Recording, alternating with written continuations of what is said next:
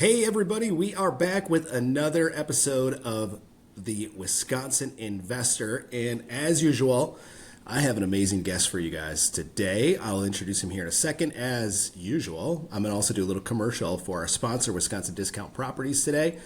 I'm going to talk about a deal that we had out to our buyers list recently that I think is a great deal, and here's why. We put it out for $265 was the ARV. This was an upper lower duplex here in Green Bay on Winford Avenue.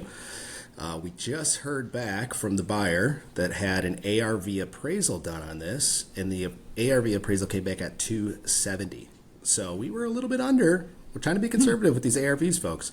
But this buyer is going to be able to burr this thing. They might have $5,000 stuck in it, so it's not a complete burr.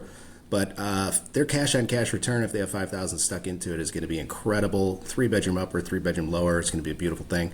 And so we have deals like that every single week, guys. If you are looking for off-market deals that you can burr out of or get close to burring out of, and you're looking to build that rental portfolio, get on our buyers list, WisconsinDiscountProperties.com. Put your information in. You'll get added to the buyers list, and you'll hear from somebody from our team, either myself, Reese, or Connor, to talk about your goals and get you connected to the folks that you need to be connected to accelerate that growth in your portfolio.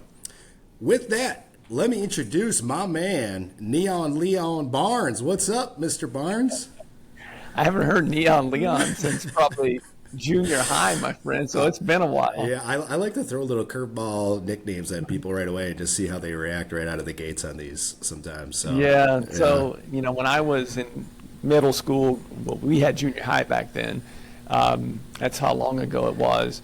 Deion Sanders was, in his prime. Prime time was in his prime at that point. I want to say it was 1989 that he was drafted, and so I was 12 at that time, and I just remember, having the name Leon and Neon Dion. I got a lot of that back and forth. So, but I haven't heard it since then. Thanks for bringing it back. Bringing you back, baby. Bringing you back to old school here on the podcast. Well, Leo, reason I wanted to have you on, a lot of reasons I want to have you on, but number one, folks, this guy that I have on today, he is one of the best dudes, just people that you'll ever meet. Appreciate that, Corey.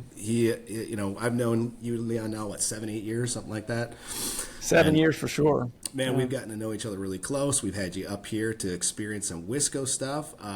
Recently, on some of the more recent episodes, guys, I've been bringing you folks who are not located here in Wisconsin, but they have so much value to bring. And so I always want to bring you guys the most value that I can on this podcast. I want to give you guys the best people I can bring on here. And Leon is no exception here. He is one of the best in a lot of areas, but he has so much information and so much knowledge to bring to you guys. So Leon and I met through a group called the Collective Genius, and this is not a commercial for Collective Genius today. However, I will definitely be promoting it today because it's made a huge, profound impact on our business.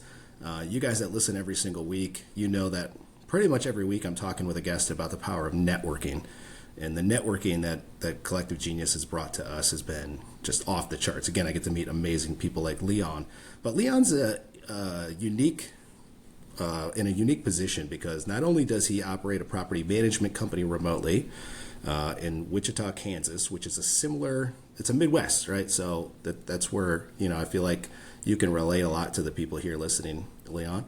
But Leon also has been involved as a full-time employee and as an owner in over 400 flips. He lost count on how many flips he's done. I did lose count. Yeah. That's a good thing, right? When you lose count, that is a good thing. You're hopefully still in the business. Yeah, if you know I did 2 or 3, then you're like, oh man, you might not have made it out of that third one.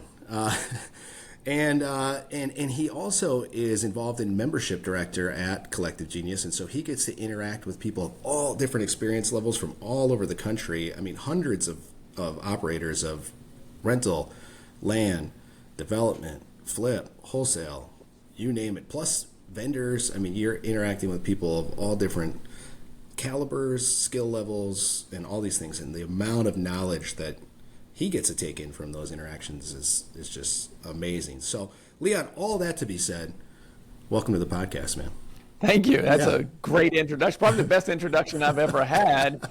It either means I work too much or I'm, spread way too thin because of all those things you just announced. Yeah, I was rattling them off, I'm like, we got to get into how the heck you do this, because that's a lot of stuff, man. Because you're still active. You're full time with Collective Genius. That takes up a lot of your time. You're traveling multiple times a year to the different events. Every day you're in the office where you are now, connecting, doing podcasts. You now run the Collective Genius podcast as well, that we did a little interview on recently. And so, yeah, I mean, your plate is pretty full, man. How are you handling all of this stuff while still maintaining your foot in the real estate space for your own business? So when I got into real estate 10 years ago, prior to that, I was in corporate for 11 years, very similar to you, Corey.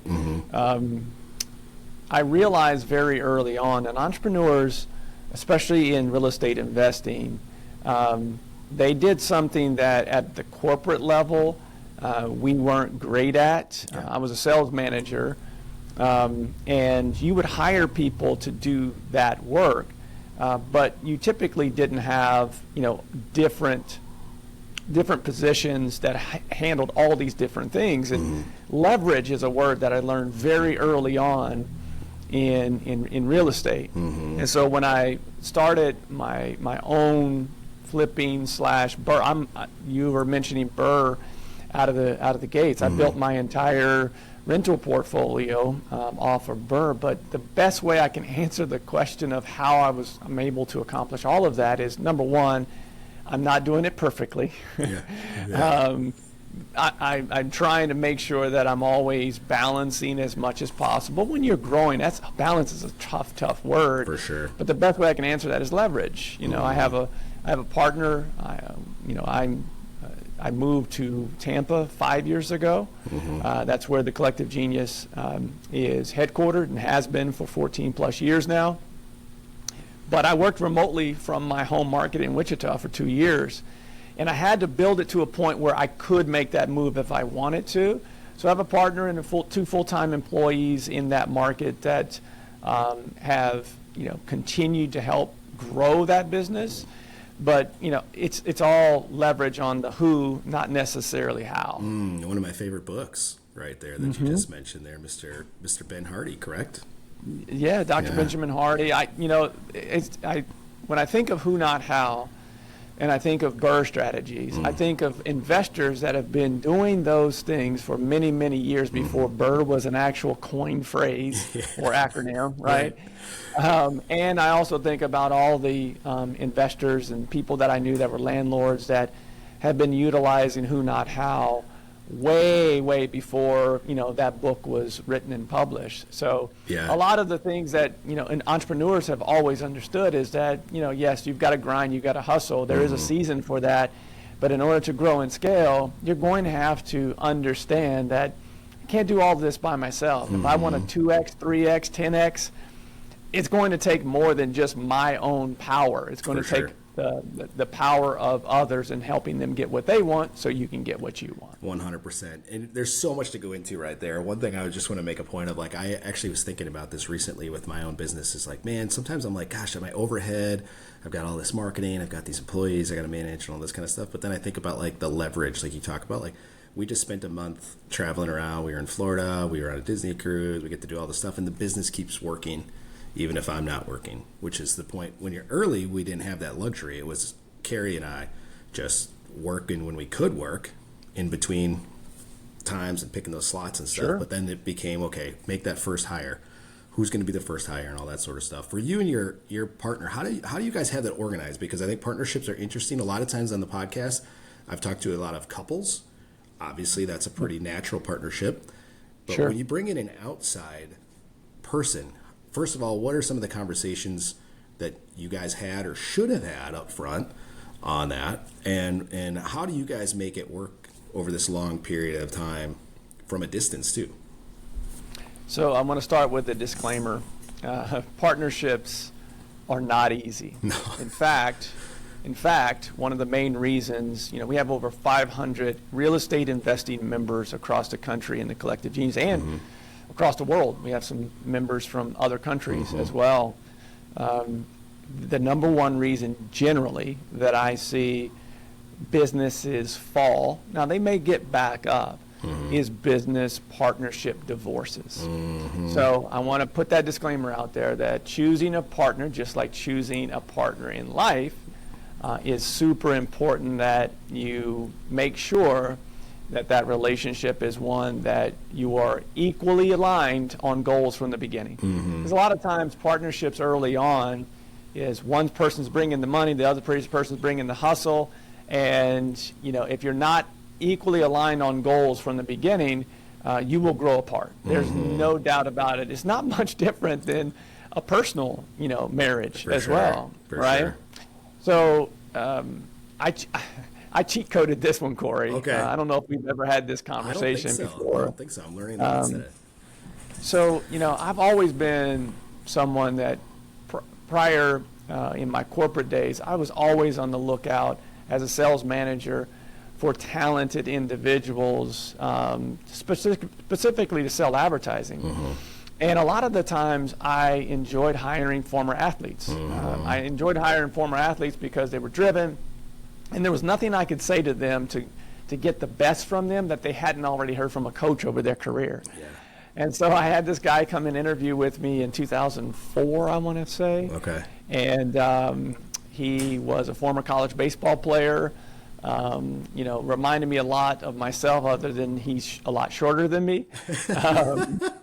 And I hired him, and as I continued to go up the corporate ladder, he continued. He wasn't the best sales rep, but he was the best at listening and applying. Again, Coachable. Former college athlete, listening, coaching, and applying it. And he was just so loyal, and he was always in my top 5 as one of my salespeople. And when I got a promotion, he was like, "Hey, if you ever get your own office, I would love to go with you." Single, no kids. We were both single, no kids at the time. And I happened to get, and you want to talk about hitching your wagon here. He hitched his wagon to somebody that went from Wichita, running a division that was very successful, to getting a promotion and to run my own office in Hawaii. Oh, wow. So wow. I went out to Hawaii for, I think, 8 months. He got a transfer with that company with me eventually, became my kind of right hand in Hawaii. When I came back to go to work for, because my start in real estate was not on my own. I went to work for someone else. Did that for 5 years, but part of that process, he stayed out in Hawaii when I came back. And that was, again, that was one of those things, hey, I can't tell you that I'm going to be out here forever, so if you do come out, you'll have the choice whether you want to stay or not. Yeah. He decided to stay for another couple of years and continue to work for that company. And then eventually he's like, all right, it's time for me to come home. Yeah. And so eventually ended up hiring him in acquisitions. And then as we both continued to grow in this, going, you know what, we could do this on our own, and we should. We owe it to ourselves to do this at a higher level individually or together. Yeah. And so I cheat coded this because of someone that I've known, for 20 plus years. Well, and we, it's like a brother, and he's only a year younger than me, if that. We both former athletes, and it's like a brother. So from that standpoint, it was very easy to know who my partner should be when we made that jump. Yeah, well, that's a really good point there. The length of relationship, you guys have been through a lot. You've worked together. You guys apparently liked working together. If he's going to move to Hawaii to work with you, absolutely. And you were like, "Yeah, come." Yeah, that's a pretty good sign that you're going to move halfway across the world and still be able to get along and do those sort of things. That you guys could probably make it work together. I think that's an important point because a lot of people I see, like you said, a lot of times they rush into a partnership because they're hungry. They want to get going. They got a guy that's got some cash. That guy's like, sweet, I got somebody who'll do all the work. I don't have to do anything. Let's do a partnership. And then they never have those tough conversations up front of like, how's this going to end, right? Because it's going to end at some point. Yeah, more than likely. Yeah, the chances are. We all die. So at some point, you're going to die. Absolutely. And the likelihood that it's going to end before you die that's very high as well. Yes. The thing I would say early on as a lesson to those that are considering bringing on a partner because of money or considering to bring on a partner because you can't afford someone, what I would say to you is this, is once you give up that equity, especially if you don't have a plan in place, once you give up that equity, you can't get that equity back. So I would advise, instead of giving up equity, just give up a higher percentage of profit. Like you don't have to give equity. a lot of investors, before they're ready for the collective genius, because you have to do a certain amount of deal flow and be at a certain level in your business to qualify. But a lot of the people beforehand, they're starting to graduate to a professional business, and generally it's when they're getting away from those 50-50 JV splits. Yes. Right? Yes. But it's okay to do those JV 50-50 splits when you're starting out. 100%. Because you need capital. That person wants a return. You've got deals, you need capital. In order to continue to grow, you need more capital. And eventually you'll get good enough to graduate into where you don't have to give up that much percentage. But give up that JV versus giving up equity in your company, especially if you see it continuing to grow, and you want it to continue to scale. Yeah, and I usually recommend to people, like you said, make them a debt partner, not an equity partner. So what that means, for those who don't know, I just spoke a bunch of jargon to you. Have them be like the bank, where they have a note and a mortgage on that deal in particular, and you're going to pay them a certain return on that money. You don't have to do it all up front either. You could backload it, so you pay them when you refinance if you're doing a BRRRR, or when you sell it, so you don't have to be making payments if you don't have a lot of liquid cash while you're trying to improve these things, and then you just pay them off when that thing sells. Versus like now we're 50-50 partners, and now you're going to get resentment most likely as you're doing all this hard work, and they're just kicking back, Scrooge McDucking this thing, collecting their gold coins and not really having to do anything. You're going to start to feel like, man, I'm doing all the work here, they're not doing anything, and you forget that you needed them at the start, and it breeds some negativity. We've done a lot of JVs where it's a one deal. Hey, we'll 50-50 this for this flip. And that's it. It's not, we're going to form an LLC and we're going to commit to each other for X amount of deals, and it gets messy. Well, this one we found, you didn't find it, so we're going to put it in our LLC, and it's just pretty soon friendships and families get broken up real quick. You just described, the business divorce that happens more often than any other, which is I bring in someone because of capital, and all they're doing is giving capital. It's a big part, obviously, of the equation. But over time, as you're dealing with the contractors, and you were up at 5 a.m. and you're not getting home until 9 p.m. and this person's, hey, when is that going to close? And all they're doing is calling you about a closing. Over time, that's where the frustration comes in. Yeah. Just simply say, you know what, I need to find a better way to do this. And the cost of capital should go down as you get better. Right. And it should. If it's not, then I would encourage you to continue to look at better options. Yeah, for sure. Leon, you had worked when you went to with the acquisitions guy, and then you guys left that company. Can you talk a little bit about, I know there were some maybe things that the owner did there, and we don't want to disparage anybody or throw anybody under the bus, but I think there's some lessons to be learned from that divorce of when you were the operations manager, COO, or whatever you want to call it. Yeah, someone called it operations, COO, second in command, basically, the integrator of the business. Yes. What I would say is this, for those that, maybe they've already hired that integrator or are thinking about that in the future, so they can be that true visionary, and that happens over time. That's not something that happens overnight. But you have someone handling day-to-day operations, hiring, managing, all of the office personnel.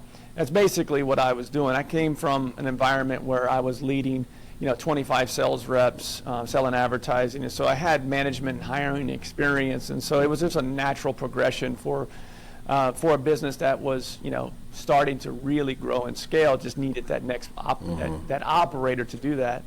I would say the biggest lesson I would share from when you've gotten to that point where you can hire C-suite executive level people, maybe not Fortune 500 C-suite, but people that have worked their way up a management ladder to run executive, they're your executive leader of your team. Just make sure that you're meeting their goals as much as they're helping you meet yours. That's good. And I'll just say that again. All of your team should do this. If you're doing it at a high level, everybody on the team. entire team should be aligned with this, but especially the person that comes in and helps you continue to grow, double and triple the business, make sure that it's not just your goals that are being achieved. It's also that individual that is working in the trenches, treating the business like theirs, that they are also being taken care of on their goals. It's super important. Now, and some may say, I don't care about that. Okay, well, just know that you run the risk, especially if you have someone high caliber. Take care of them because they will take care of you long term. And it's not just that one individual person, to Corey's point before. You should be doing that with all of your employees, because if you treat them right, what we go back to before, leverage has a cost, right? Leverage cannot be continued without taking care. You can't just leverage your people. You have to make sure that what they're giving you, you're building that leverage to help you grow and scale. Make sure you take care of their goals and their dreams as well. Absolutely. And first of all, you got to know what they are, right? Yeah. And we talk about that at Collective Genius. Eric Brewer, who's a monster in this space, did a great presentation on sitting down with your employees, and we do that here. We've done that for a long time. Of sit down with everybody, try to figure out what their goals are. Most of them are related to real estate people that come to work for us. A lot of them want to build their own portfolios, and so we take a lot of pride in helping them get started and connecting them and lending them money and doing all the kinds of stuff to help them grow their own real estate portfolios or flips or whatever they're trying to do to supplement what they're doing here. So long as it doesn't interfere with their day-to-day, there's got to be some boundaries. There's got to be some boundaries here. But you being on the employee side, how did you manage that? How did you keep and how do you still, because you still have your own businesses outside of the Collective Genius, how do you keep those two things separate and not let it interfere with your responsibilities that you've committed to the Collective Genius for? So I've been very blessed to have a partner that really runs day-to-day operations. In fact, as I mentioned before, there was no way that I was moving away from my home market unless I had someone that I could trust to run day-to-day operations. And so each year that I've been here for over 5 years now, I've continued to work less in that business on purpose. We have grown this community, the Collective Genius, over when I first started, we only had one community. Now we have 4 different communities under the umbrella, ranging from people doing 1 deal a month all the way up to people having $10 million in businesses and above. Well, this has taken a lot more of my time, and so I have purposely made sure that I have less responsibility on that side. And so even to a point where I've now teamed up with another organization to handle the acquisitions, because frankly, my goals of that business are all about the long-term wealth building and not the acquisition piece. I don't love it anymore. I'll be honest, Corey, that's not something that I absolutely love. I love this. This is my passion, is getting to know and have members like yourself in a community that I can help continue to grow and scale. That's passion. That's retirement. And so I've just continued. When I'm needed, I'm involved, but thankfully it's not that often. No, that's awesome. And now with that growth and you starting to step away, does that mean that have you had to give up anything to the partner, saying, hey, you're doing more of the work, so now I'm going to offer you X percentage more or something? How have you guys had that conversation? That is typical, right? We had that discussion before I left because I knew the responsibility was going to be more. And so, we negotiated a partnership at a higher percentage for him. Because that business, again, going back to taking care of those that take care of you, we would not have gotten to, I think at our height we were at 75 doors. We've since peeled back and sold a few. So at the height, at 75, I would have never gotten to 75 on my own. And so we negotiated that, and it was an easy negotiation. It was pretty much, this is what it is. And I just need you to continue to grow that. Since then, as I mentioned before, we've just continued to look at how are our goals evolved. And both he and our goals have continued to evolve to stacking wealth with our portfolio. Nice. And that's the two things that he and I both want the most. And so acquisitions is a part of that, but the passion is the rentals. Yeah. And eventually, that may, we may roll that into something else. We may sell those. There's so many options off of that. Yeah. That it's, for me, again, it's become more of a retirement goal than it is the hustle and bustle of growing and through acquisitions. Yeah, no, that's awesome. What do you guys love about rentals? Because I love rentals, but I'm just curious. Like, you guys are in a different market. You have long-term wealth goals similar to myself, but what do you see? Like, why you could do anything in this space, which is sometimes the blessing and the curse of real estate. There's so many different avenues you can take. You guys have zeroed in on rentals, long-term wealth building, stack assets. What was it that made you guys decide to zero in on that? Well, like you, being in a market where cap rates are possible, right? Where you can actually, make money and build wealth at the same time. What we lack in Wisconsin and Kansas, what we lack in the upside of appreciation, we get some of it. We don't get the big swings like Florida's and the Californias. We don't get those big swings either way, but we do get consistency and some appreciation. But we're still at a cash flow. We still have the ability to cash flow. Yeah. And so the reason I love single family and up to 4, I don't have any apartments. I do have some fourplexes. What I love about that asset class, it's gotten tougher, and interest rates, obviously.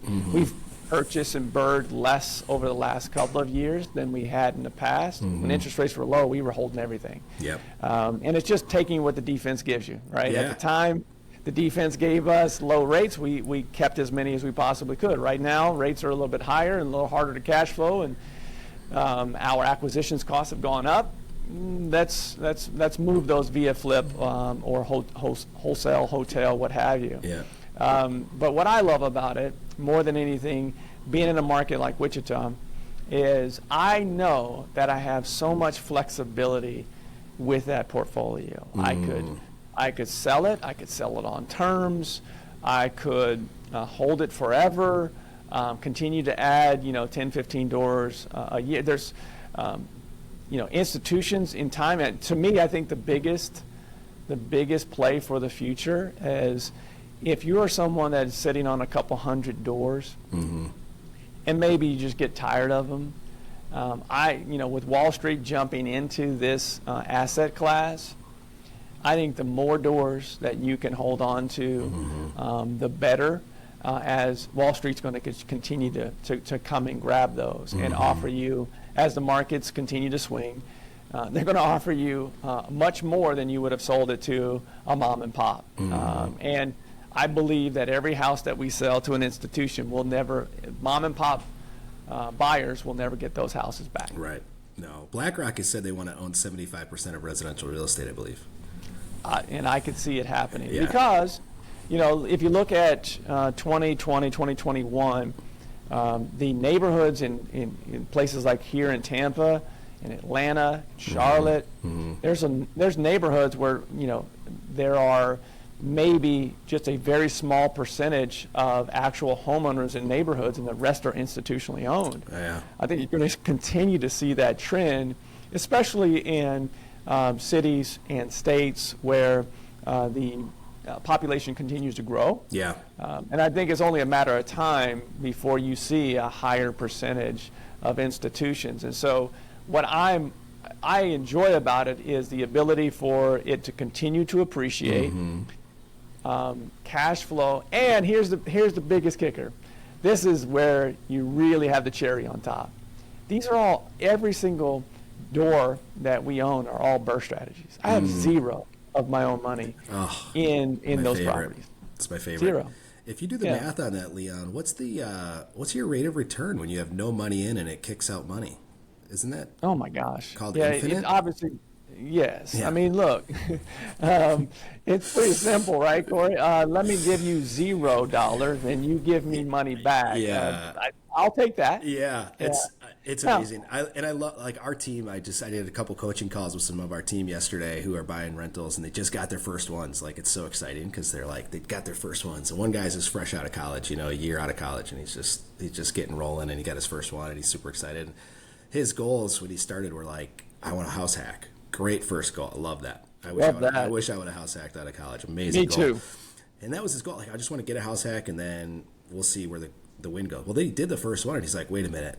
I don't need the house hack anymore. Like, I could try to do this BRRRR thing. And then we were running through the math on a couple deals we have out that we're taking offers on today. And I was like, dude, this is an infinite return deal. Like, you'll have no money into it afterwards. And he's got a private lender, so he can use, the private lender for the down payment for the initial rehab phase and then refinance out of it. And he'll have all of his money back. And he's like, and I'm like, how many of those do you want to stack? It's just how many of those can you find, and then how many do you want to put in your portfolio? The only thing that would hold him back is fear and money. Those are the only two things: fear and access to capital for those phases. Or if it goes wrong, you got to have a private lender who's willing to stick some cash in there with you for the long term, maybe.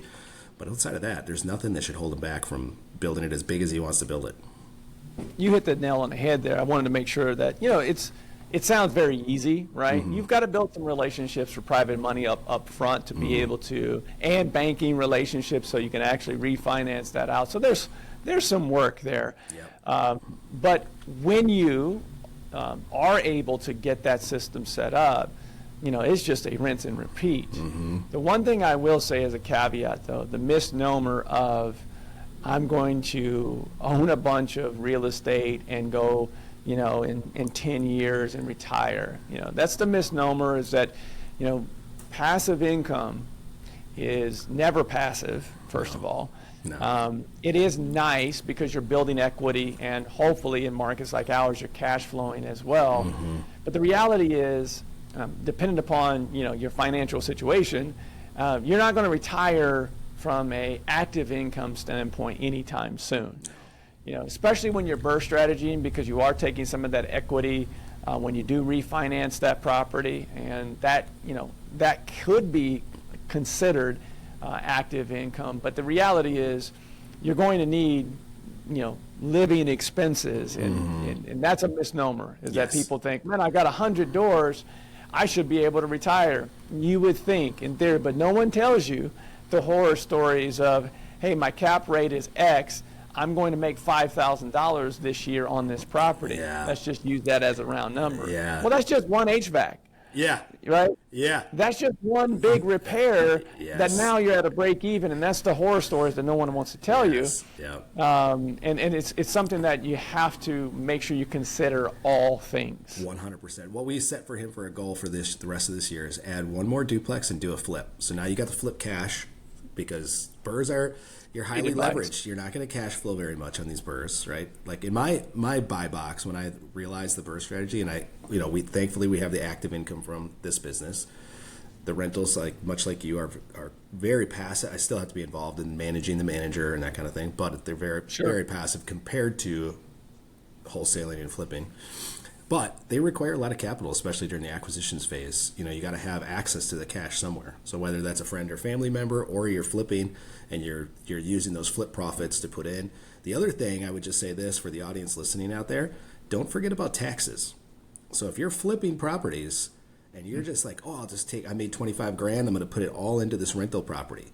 Well, you're going to have a big old surprise come April 15th next year, when all of a sudden the government's saying, hey, we need our 34% or 50% of that 25 grand you made, and you've got it all tied up now in a property and you can't liquidate it. So just a little caveat there: make sure you're putting aside cash from those flips or wholesale deals and setting that aside for tax purposes. Now the rentals will help offset some of that, but unless you're a real estate professional by the IRS standards, we won't get into what that all means today, but you want to make sure you're setting aside some cash for the taxes on that stuff.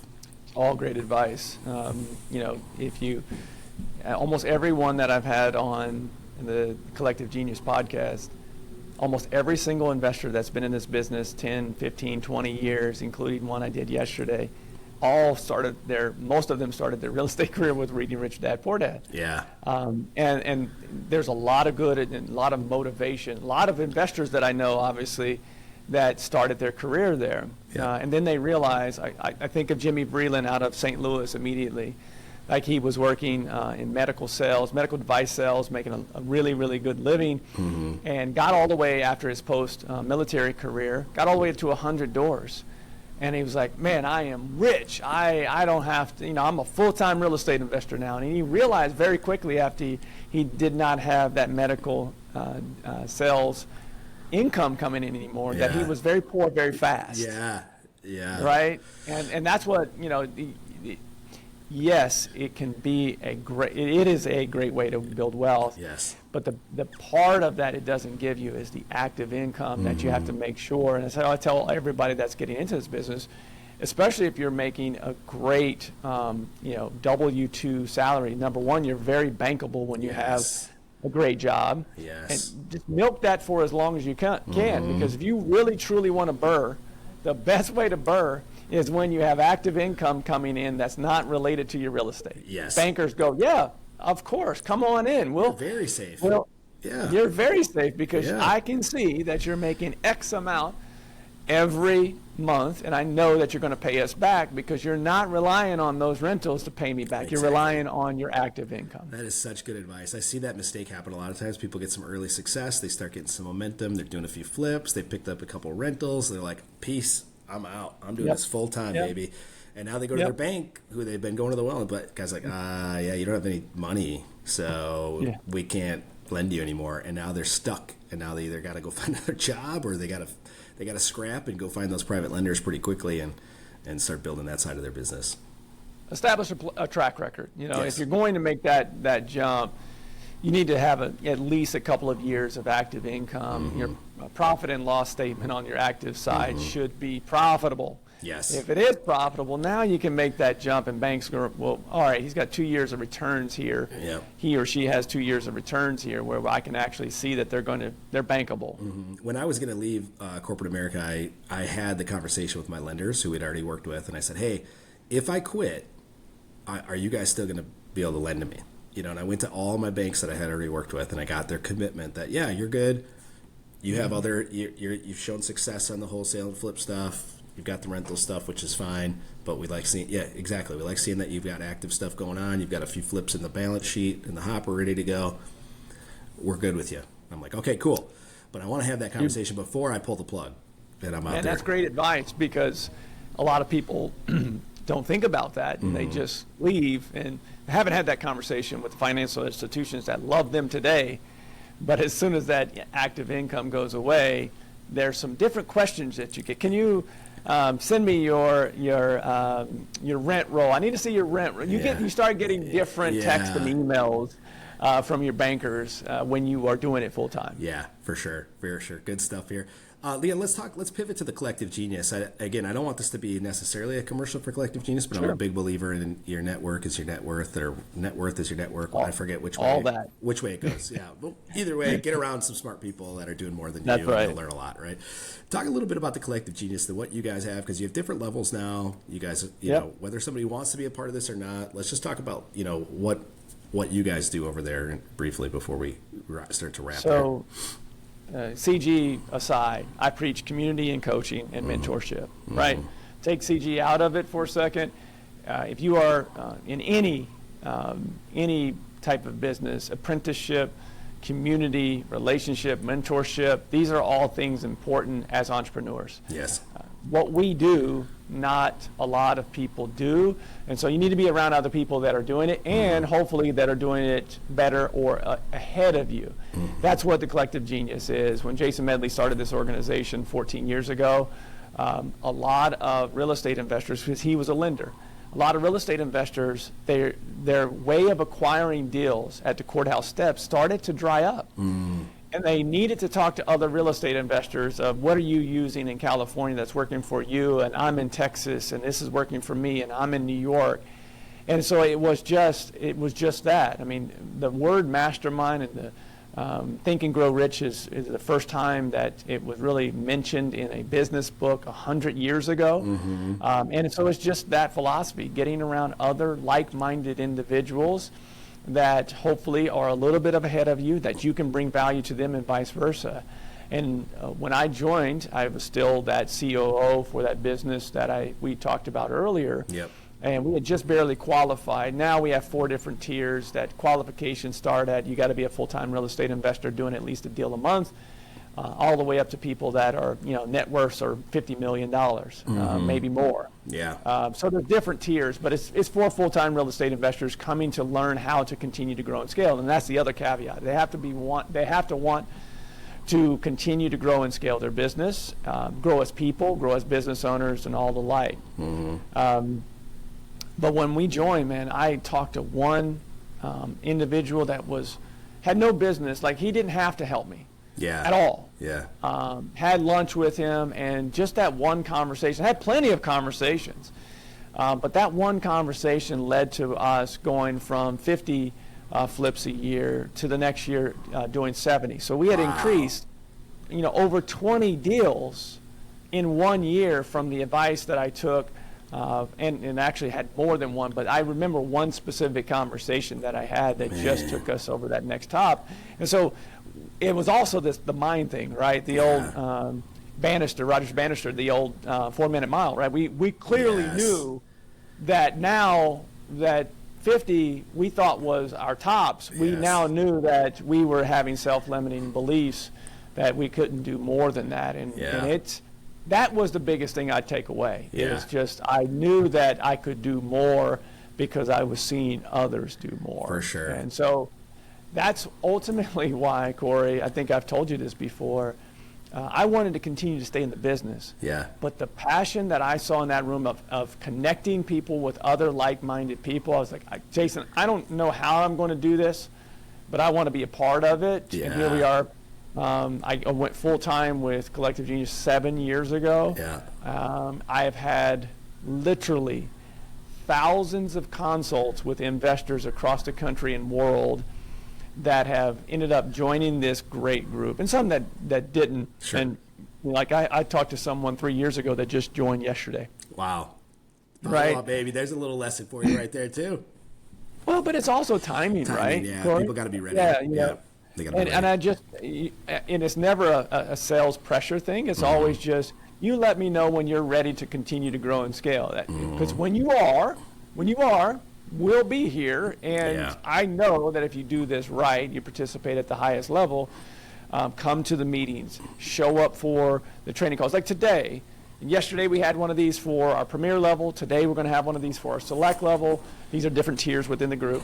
We're going to have it all hands on deck. We had 75 people on a call yesterday going, what's going on in Houston, Phoenix, Portland, New Hampshire, all of these different areas and regions going, hey, what are you seeing in the market right now?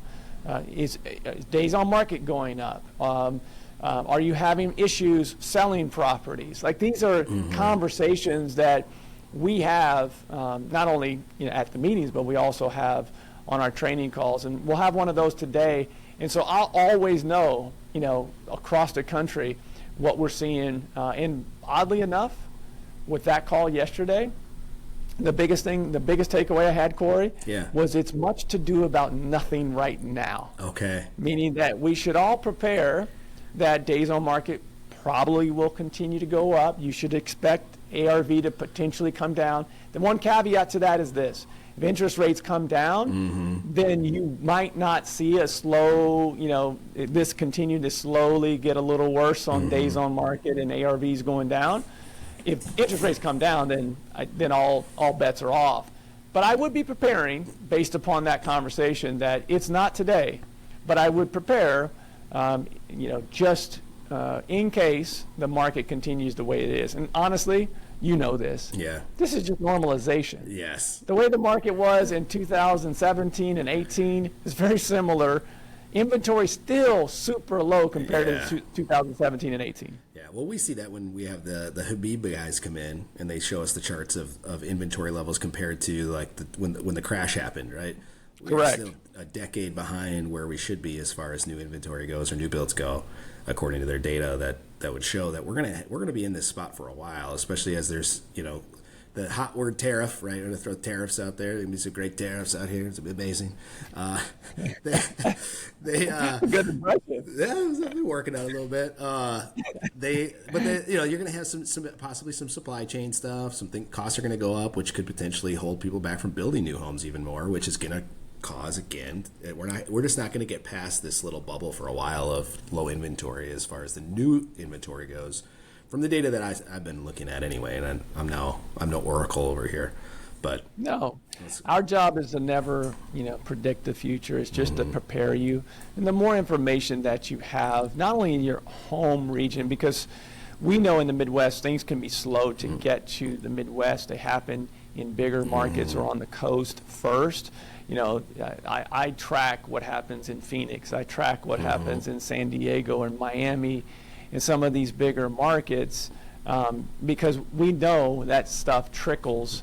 But at the same time, our appreciation, again, in markets like Wisconsin and Kansas, we don't see, like, for instance, I think the number was 145% or something ridiculous like that of appreciation in Boise, Idaho, between 2020 and 2022, before interest rates went back up. Yep. Like, I don't see that in the Midwest. You don't see that. No. And so therefore, my ARV, I might have to adjust 5 to 10% in a slower market, right? Yeah. They are, after repair value for them or new construction values, they may have built something thinking it was going to be worth $500,000 in January of 22. Interest rates changed March of 22. Now that thing is worth 300. Yeah. Well, that number doesn't pencil anymore, right? And so I track that, but I also take it with a grain of salt and understand that my percentages are going to be different than those that are in those markets that had massive, massive upswings, like the Austins, the Phoenixes, and specifically Boise, Idaho. All the Californians were moving there during COVID. Yeah. And I think one thing, go back to what you talked about before with the ARVs adjusting and what's happening currently. This is the beautiful part about rental real estate. It's buy and hold. It's long term. So right now, you're potentially going to get a deal because interest rates are still steady. They're still higher than what we expect, right? And when the interest rates drop, that value of all of your whole portfolio that you're buying today in this higher interest rate it's gonna go up, because there's just going to be more demand in the market. So the best time to plant the tree was 20 years ago, Leon. Our buddy Sam Prim says every 15 years your real estate portfolio will double in value. And Sam, if you don't know him, he's a good follower out of St. Louis, so not too far. Still a Midwest guy.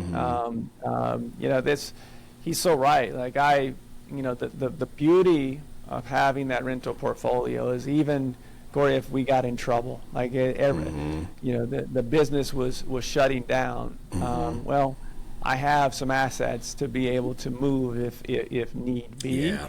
And so you start with active income, whether that's a W-2 or wholesaling, and hopefully the goal is to continue to grow assets because of tax protections, but also business protection as well. We have some people that sometimes say, hey, I'm struggling right now. Well, how many doors do you have? Oh, I have 125. Okay, so you're not struggling. Well, yeah, I don't have any cash flow. Well, yeah, you do. You have to sell some of that 125 doors. Yeah. Right? Like that's a vanity play. You continue to get your doors higher. Right. Like the reality is, you're going to have to sell a few of those to continue to keep the business growing. That's right. You got to feed the beast. Yeah, and I think that's a really good point. And we'll wrap after this, because I know you got to get rolling too. But when I'm talking to some of the investors in our market, we sit there and we look at, like, right now the market's hot. It's too hot. It's been hot forever, but that's sometimes what holds people back. Is they're like, well, I'm waiting for this ARV pullback that you were talking about a little bit, right? And then we get into the actual goals, and it's like, well, in 5 years, I want to be able to not have to work, right? I want flexibility. So I need cash flow for my rentals to be able to do that. And then when we really look at the equity play, we're like, well, if you're BRRRRing this thing, you've got 20% equity or something like that on a property, right? That's right. So there's your profit right there. Now you start the clock the minute you buy that property, right? And so now the tenant starts paying your debt down, and the market, generally speaking, over the last 76 years, typically appreciates, even if it's 4 or 5% a year. And now you start to create this gap between what it's worth and what you owe. and it just gets bigger and bigger and bigger. And in 5 years, you look at some of these properties, you've got 6 figures of spread on there. So you buy 2 a year, you sell 2 every 5 years. You just keep doing that, and now you've got your income to support your lifestyle from the sale of those properties, and that's your quote unquote cash flow, even if they don't make a significant amount annually that you're putting in or monthly into your bank account. You're creating that equity and that wealth and that flexibility like you described earlier. It's one of the reasons why you love the rental game. Well, and here's one other thing I love that I missed before. Our markets are markets where we can make mistakes, and time will cure those mistakes, Yes, right? yes. So when, I think I maybe mentioned this to you before, it's like I probably got 20, 25 doors in my portfolio that were flip mistakes, Yeah, right? okay. But I've held them for 8 years now, and they're no longer a mistake, Yes, right? yes. And so being in markets like Wisconsin and being in markets like Kansas, we can do that. Yes. We have the ability, and that's again, I'm playing where I'm supposed to be playing, which is I'm laser focused on affordable homes that if I cannot find a buyer on the flip side, that I know I can BRRRR that property and cash flow it. Might not be much, but I know it then becomes and transforms into an equity play. I will say this as well as a last kind of point to home ownership, especially as a landlord. There's over 500 members in the Collective Genius, again, across the country and a few across the world. I only know of a couple that have their entire portfolios free and clear, that don't have to work. Now, both of them have a little bit more gray than I do on their heads, which means they've been in this business for a long period of time, but very few own their properties free and clear and have the flexibility if they want. Now, that doesn't mean that you can't accomplish that. But the highest level people that I know that are always growing their business, very few of them own outright. But that doesn't mean they don't have a bunch of equity, that they have flexibility if they do want to make those changes in the future. Yeah, and I like to think of it as chess pieces. As you add more assets and you get equity, now you can sell it or you can refinance it. You pull that out as a loan proceed, tax-free until you sell, then you got to pay it. But if you don't ever sell and you just keep refinancing these things, it's the gift that keeps giving tax-free. Create your own annuity tax-free. It's a beautiful thing. We could probably sit here and just love on rentals for another hour, but we got to wrap. We got to wrap. Yeah, we're going to get you out of here, buddy. Well, before we get me out of here, I do want to say this about you and to your listeners in Wisconsin. Coming to Green Bay to be a part of Kansas City Chiefs, I'm originally from Kansas City. You invited us up, you were gracious enough to invite us up not only to your home, but to the game and take part in tailgating and all those things. And I say that specifically because we met through the Collective Genius, and I can say that for those in the Green Bay area, anything that Corey does from a podcast or training, just do it. Whatever Corey says, just do it. Partake in any type of meetups that he's doing. He's just such a giver.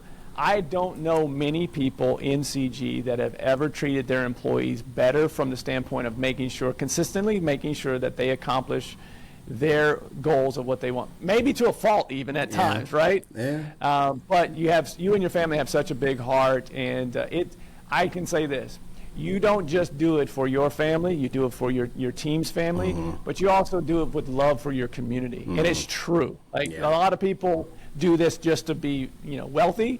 You do it because you want more for your community beyond just your business, which is really, really cool to see, and I wanted to make sure I said that so people in Wisconsin can hear that. Oh, I appreciate that, man. I'll send you a check after this for that little promo there. All right. I appreciate that. All right. Send me one of those residuals. There you go. I'll get you a little residual check. I'll give you one of my units. We'll send you the cash flow. No.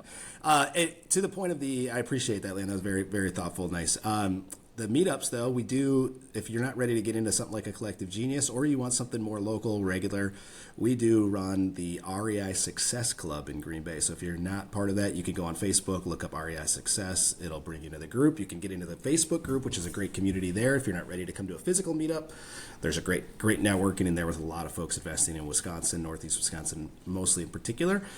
There's other networking opportunities for you guys. We have a great real estate community in Wisconsin, so we're very blessed to be a part of that. There's another group called Caffeine and Cash Flow. I had Zach Morgan on here a few episodes ago who runs that thing, and we will usually have somebody there to participate, and he has locations all over the eastern side of the state here. There's Wisco RIA, which is a real estate association meetup. There's Appleton. There's tons of them. So get involved, guys. There's no excuse to not get involved in the networking piece. And you guys have heard me preach this a million times.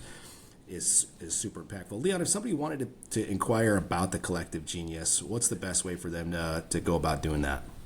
So two ways. Number one is our website is thecollectivegenius.com. You get all the information about all the tiers and what it is that we do. Or you're just interested in learning more about what, the type of members, including Corey, who we just shot his episode here recently. Mm-hmm. We just started a podcast this year. I think we're 10 episodes in, so you can find that wherever you get your podcast. That's a good listen for sure. And just talk about the journey of the highest and best real estate investors in the country. So it's a great listen. Yeah. No, and Leon's a great interviewer as well, guys. So he comes from a sports broadcasting background. So you can imagine the interview style he has is it's very comforting for the guest. I can say that from being on the other side of the microphone of this platform. I appreciate that. Yeah, I'm a reporter by nature. That's right.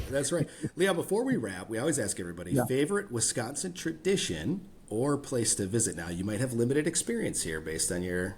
Yeah, no, I actually have a little bit of experience. That sports broadcasting career took me to Milwaukee several times. Okay. And went to several Bucks games because the soccer team that I worked for played the Milwaukee Wave, which for those that are listening to this maybe in Milwaukee, indoor soccer in Milwaukee, they were like the San Antonio Spurs of that league. They won all kinds of championships. And so we played them quite often when I was fresh out of college doing radio play-by-play for an indoor soccer team. And they had, is it Summerfest? What is it in Milwaukee? Yeah, Summerfest. Wow. That's hands down, brats and beer, back when I could still eat pork. That was one of my favorite experiences. And believe it or not, I never lived in Wisconsin, but I do have family in Milwaukee, so I'm officially, I've been there plenty of times. You've got some ties. Hey, by the way, that game that we went to, who won that game? The Packers versus Chiefs. Who won that? The Packers did win that, but I think that year someone else won the Super Bowl. So we basically won the Super Bowl. Because we beat the champs. You beat the Super Bowl champs that day. How about that? Yeah, there we go. Well, I think we all won that day. That's right. Well, Leon, man, I appreciate you being on, brother. I know this is going to be one of the most downloaded and shared episodes. I want to encourage you guys to share the episode. Leon talked about that one conversation he had that caused him to add 20 more flips. This podcast, albeit not a conversation that those of you listening are involved in, you are listening to this, and this could be the conversation somebody else needs to hear for them to be able to hockey stick their business or get them started and create generational wealth for them, their family, their community, and all those sort of things. So please share it, not necessarily for us, but for those folks out there in your network that need to hear these types of things. Leon, appreciate you being on, brother. We'll get that link in the show notes. So if anybody wants to inquire about getting involved in the Collective Genius, they can go there. Make sure they put down that they heard it on the podcast so they know where you guys came from. And any last words for the audience here? Just get involved. Again, I want to reiterate this. There are not many people in this business that are more genuine than the Ray Mintz. You guys do a great job. And whatever meetups or communities, get involved because they're just great human beings. Appreciate you, buddy. All right, guys. Thanks for tuning in. We'll see you on the next episode.